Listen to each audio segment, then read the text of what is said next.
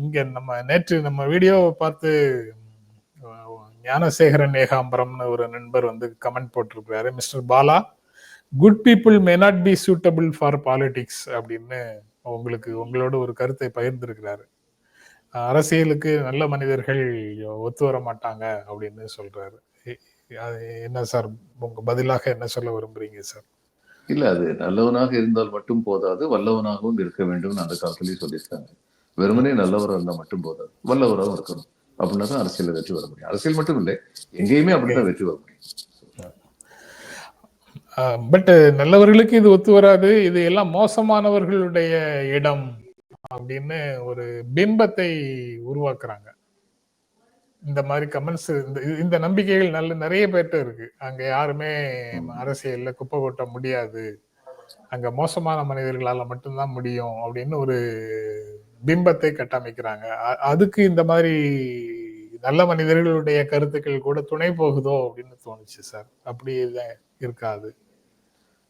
இன்னும் கொஞ்ச நாள் நல்ல ஆரோக்கியத்தோட விபி சிங் இருந்திருந்தாருன்னா அவரை பல காரியங்கள் செஞ்சிருக்கலாமே. அவருக்கு அந்த பெருத்த மக்கள் ஆதரவு வந்துகிட்டு இருந்ததே. அதனால எப்படி சொல்ல முடியும்? விபி சிங் செஞ்ச காரியங்கள் வந்து ரெவல்யூஷனரி இன் நேச்சர். இந்த வானம்பாடிகள் வந்து ஒரு கவிஞர் எழுதியிருந்தார்.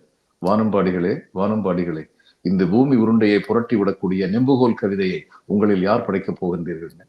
விபி சிங் அப்படி ஒரு நெம்புகோல் கவிதையை படைத்தார். அரசியலில் சந்தேகமே கிடையாது, வெற்றி பெற்றார். VP Singh as an individual அவர் வந்து தோல்வி அடைந்திருக்கலாம். அது இதுல ஹார்வர்டு ஸ்பீச்ல தான் சொன்னார்.